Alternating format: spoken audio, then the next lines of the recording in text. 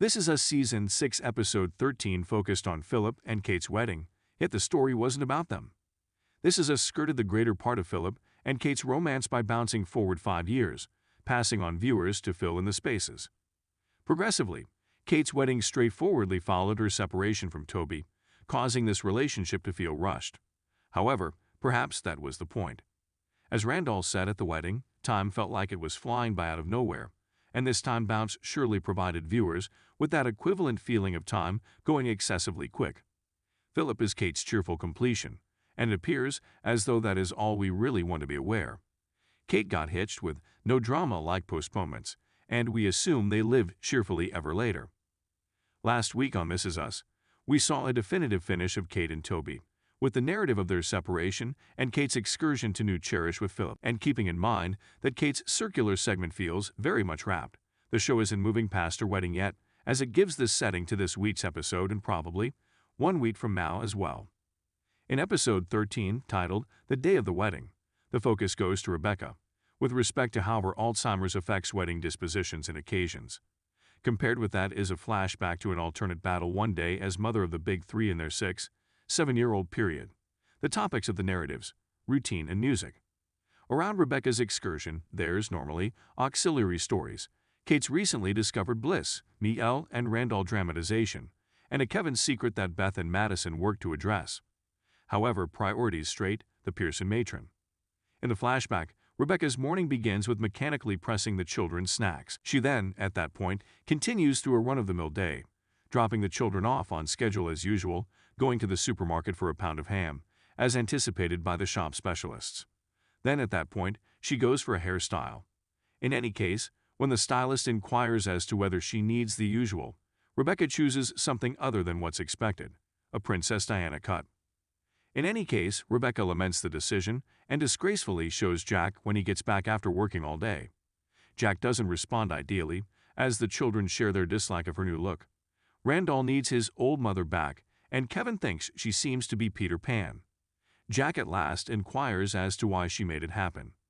She says she was resentful about smelling of mother and feeling like she's on autopilot. She's worn out in their everyday practice and needs to feel spontaneous once more. Jack says he never had a daily schedule as a kid, so theirs is consoling. However, Rebecca fears neglecting herself. She needs to recollect surprises can in any case occur. Jack gives himself his own new haircut, a mustache rather than his full facial hair goatee, and pronounces they're going to supper without the children.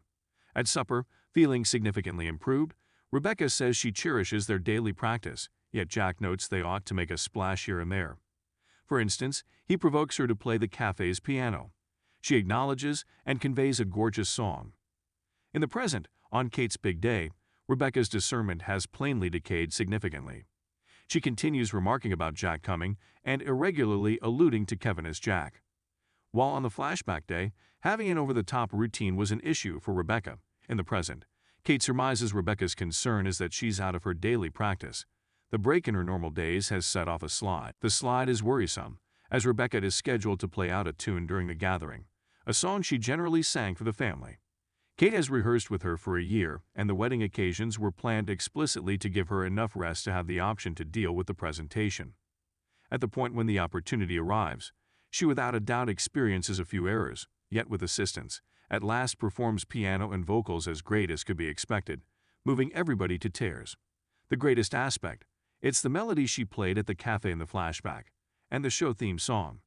Hearing verses with the show's famous tune, sung by an adored person, is an unbelievable goosebumps initiating television second, a masterpiece of composing. Here is the chorus to the melody, by author Siddhartha Khosla, of great importance. What's more, with that time until the end of the episode's fervor, fans were without a doubt sorrowful to see the demise of Kate and Toby. However, maybe this episode makes it simpler, as she and Philip are genuinely incredible together. With this being the second wedding for the two of them, they have an equivalent gentility from not being stressed over notions and flawlessness. They break custom by seeing each other before the function, and Philip properly peruses that she's holding something in.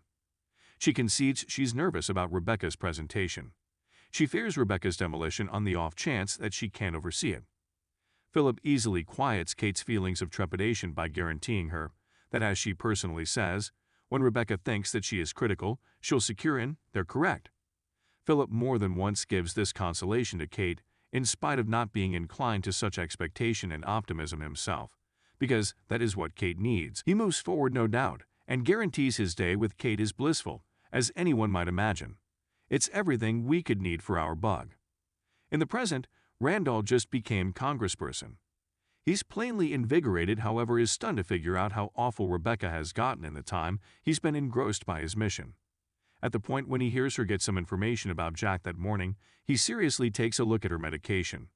Afterward, when he hears Rebecca allude to Kevin as Jack, he's additionally crushed and handles it ineffectively by amending her PCP-advised moving with episodes. He attempts to find out if Rebecca ought to perform, however Miel redirects by insisting on going to a wine sampling. Randall obliges, yet all through the tasting, he won't quit thinking about his mom's condition. Miel makes it clear he would rather not discuss it then, however Randall rather gets some information about another troublesome subject. Miel having pulse medication and an obvious quake. Once more, Miel avoids, however later things reach a crucial stage and he castigates Randall for insisting on discussing such issues. He believed that 1 hour should drink wine with Randall and feel like a typical human. Miel notes things are going on so quick, obviously overpowered by dealing with Rebecca's circumstance and his own. Randall looks sorry yet doesn't shake his lamenting Rebecca mindset. His wedding toast later is discouraging and long. From the beginning, he pleasantly discusses Kate's grin and Philip making her grin. However, at that point rambles on about the progression of time. Maybe it fits with Rebecca's melody, yet it's maddening at that point. Randall at last finishes with a humble joke, yet gets back to his solemn mindset as everybody takes to the dance floor.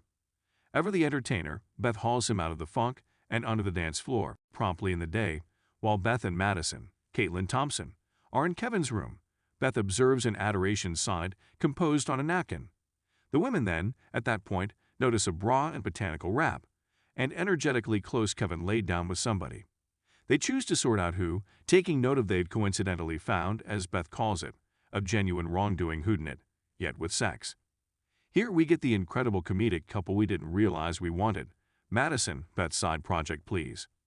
The three suspects are Sophie, who's there as Kate's companion, Cassidy, who's there as Kevin's non-romantic, +1, and the wedding artist. They before long get familiar with the botanical wrap has a place with Cassidy, so they believe it's her. In any case, they later observe a suspiciously off-kilter connection among Kevin and Sophie that appears to be loaded up with taken looks and privileged insights. In spite of that, she's hitched. They keep thinking about whether Kevin laid down with both Cassidy and Sophie.